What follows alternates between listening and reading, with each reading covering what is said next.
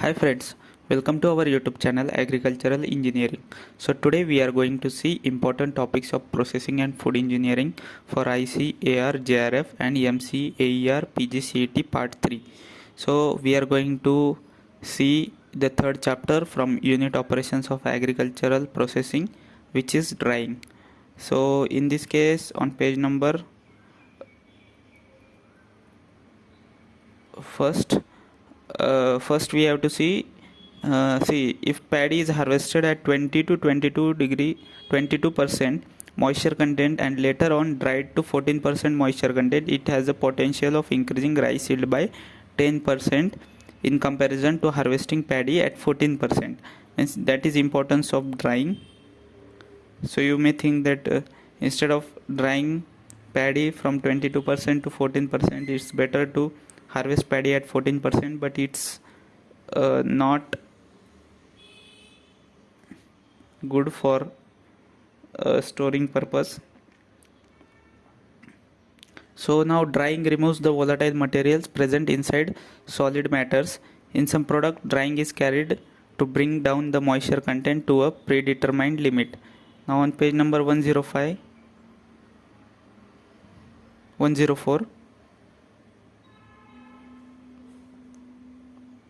what is the utilities of drying? Drying permits early harvest of crop. Drying helps in proper planning of harvesting season. Drying of agriculture products to optimum moisture content results in safe storage. Now what are the thermal properties? Thermal properties information is required for the purpose of drying. So the thermal properties are specific heat, enthalpy, thermal conductivity, surface heat transfer coefficient, and thermal diffusivity. From exam point of view, you should know the unit of each thermal property. Means thermal diffusivity has unit meter square per second.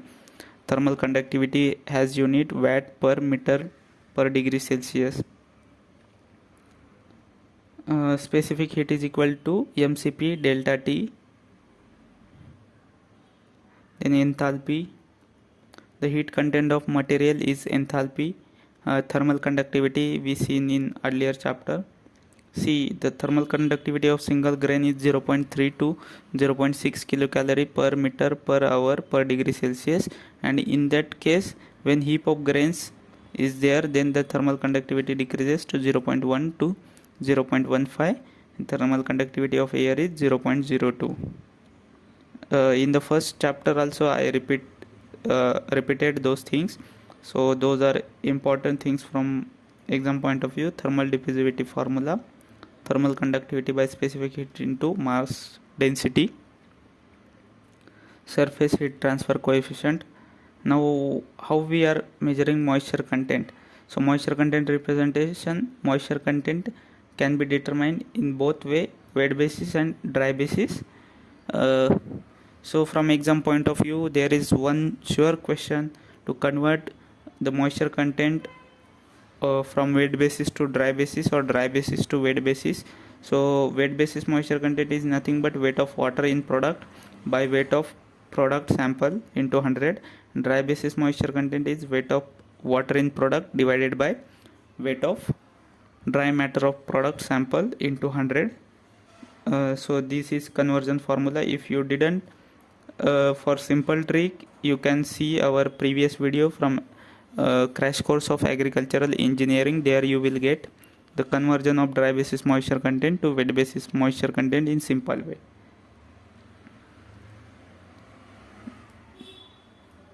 This problem will come surely, dry basis to wet basis or wet basis to dry basis, so be prepared for that. So how we are going to measure moisture content? There are direct method and indirect method. So what are direct and indirect?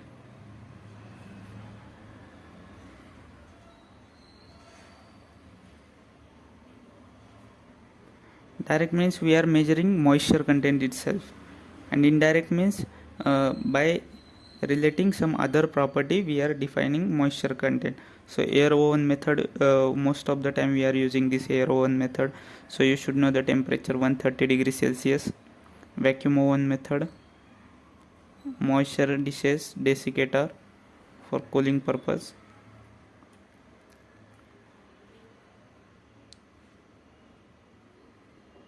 Now brown duvel fractional distillation method is used for moisture content of product.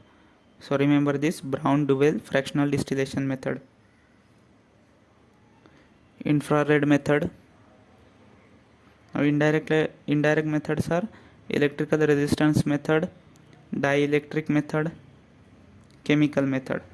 Means indirectly we are relating some other quantity or component to moisture content. Now see, in electrical resistance method, the electrical conductivity or resistance of a product depends upon its moisture content. So from resistance or thermal conductivity they are identifying the moisture content of the product.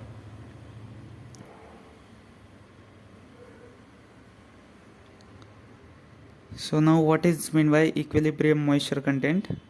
The moisture content attained by a grain with respect to a set of atmospheric temperature and relative humidity is called the equilibrium moisture content.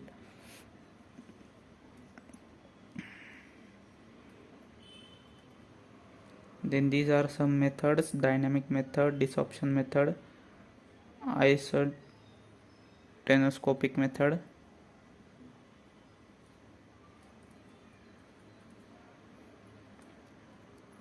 Now we are on page now see the utility of above equation, this equation Kelvin equation. There is Kelvin equation utilized for determination of equilibrium moisture content. So the utility of above equation for grain EMC determination is limited in condition of relative humidity is above 95%. Means when your relative humidity is above 95%, then you have to use Kelvin equation. Then another equation is Harkin-Jura equation. What is condition for Harkin-Jura equation is Harkin-Jura equation does not predict satisfactory accurate EMC values when the relative humidity is more than 30%. Means whenever your relative humidity is less than 30%, then you have to go for Harkin-Jura equation. Then Chung-P first equation. For this, the above equation provides fairly accurate EMC value of grains between 20 to 90% relative humidity values. Then this is most favorite question of examiners, Henderson equation. So 1 minus RH is equal to E raised to minus CTM E. Me is equilibrium moisture content percentage on dry basis.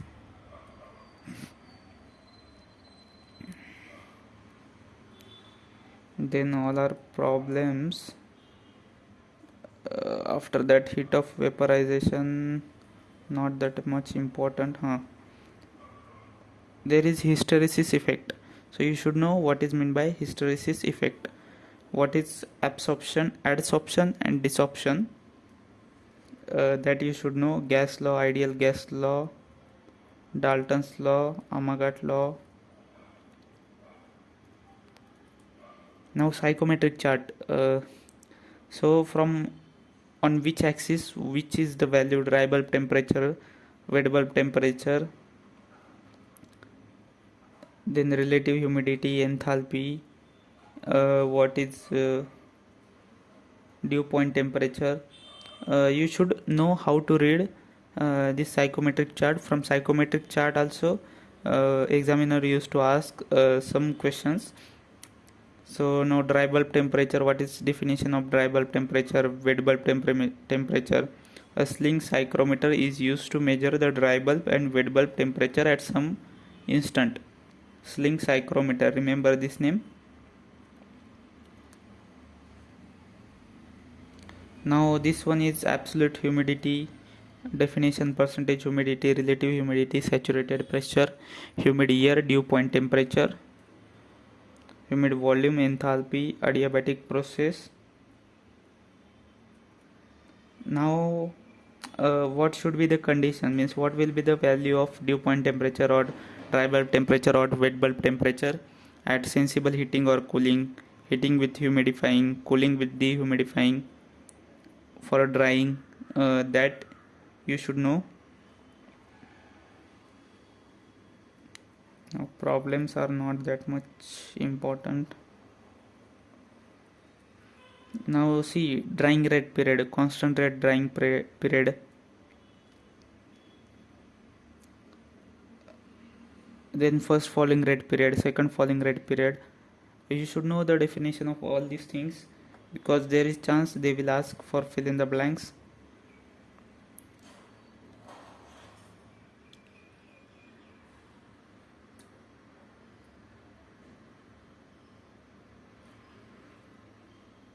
Now page number 129, questions only.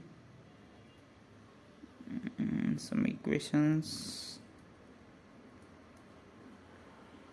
Heat transfer in grain drying, not that much important.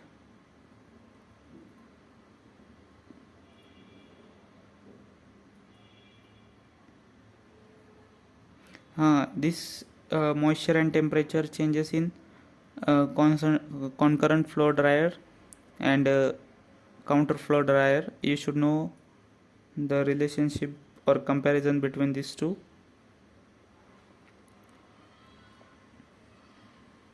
And one more dryer is there, cross flow dryer, means based on the condition of hot air and our feed, the classification of dryer has been done. So you should know the working principle of each type of dryer. Then thin layer drying, thickness of grain in thin layer drying is normally up to 15 centimeter. In some books you will find it 20 centimeter.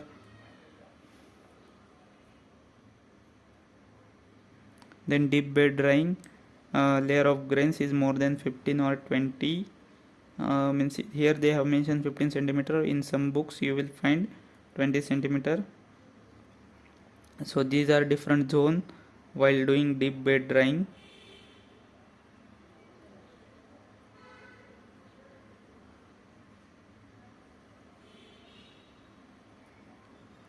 Then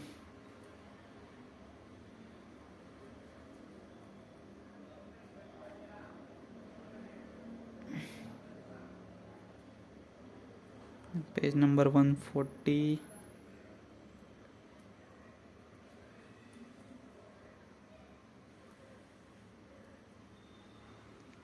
Overall thermal efficiency formula: amount of heat utilized divided by amount of heat available. Overall thermal efficiency, this is important definition: heat utilization factor, HUF,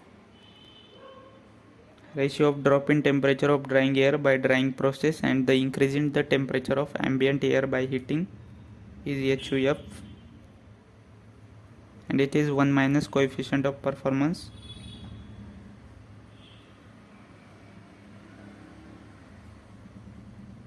Now what are the methods of sun drying? Drying of standard crop, drying of grain on stalk, drying of thresh grains, mechanical drying done by different type of dryers.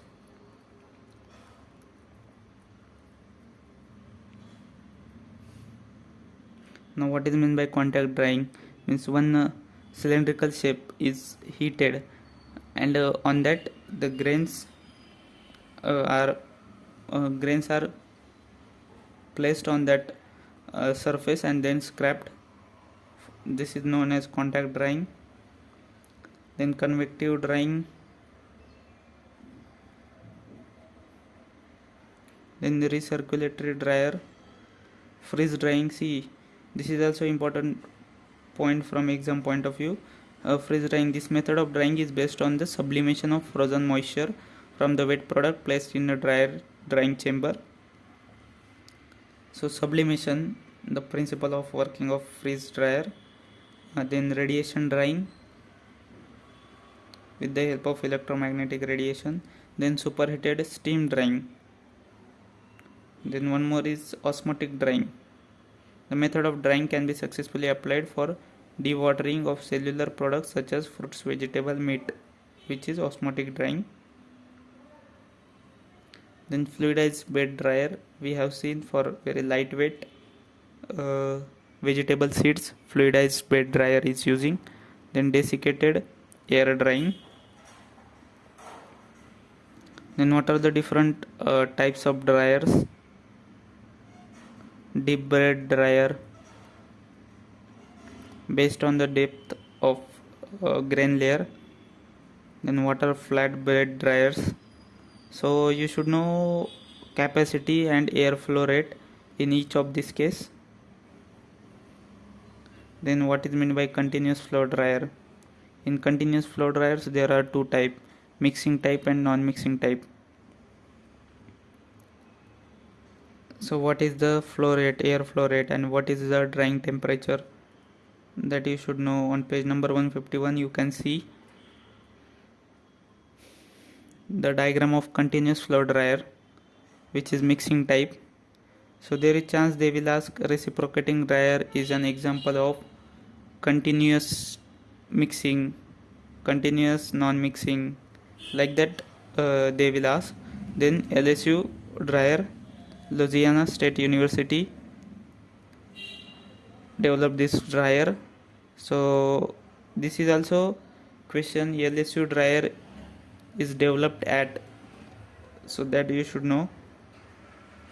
Then what is the type of that dryer, mixing, continuous flow, or non-mixing, like that.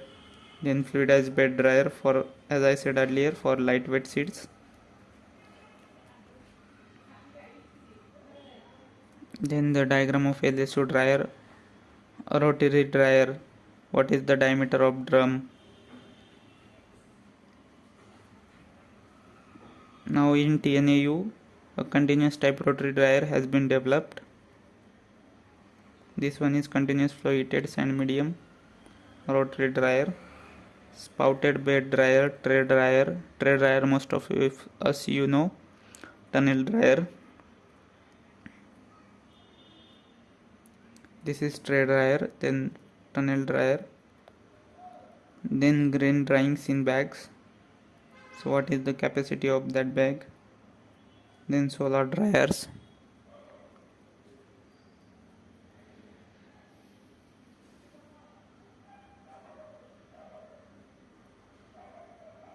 This is the 157 image of direct dryer, natural convection, then forced convection dryers. Design of solar collector, not that much important.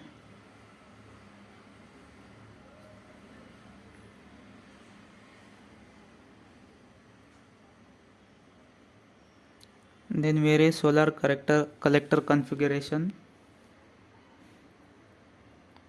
fuels and drying. So they have given ignition temperature of each of the combustible material. Then the formula for calorie, just remember, they won't ask, but remember for your knowledge. So we have done on 4th chapter. So tomorrow we will see the chapter number 4, which is storage. So thank you for watching our video. For the students who are preparing for ICAR PG, MCR PG CET, for them update is that we have started our mock test series 2023. So the students, those who are interested, please register. Actually on 11th we have completed one test of processing and food engineering. So if you don't want to miss out, please register as early as possible. Thank you.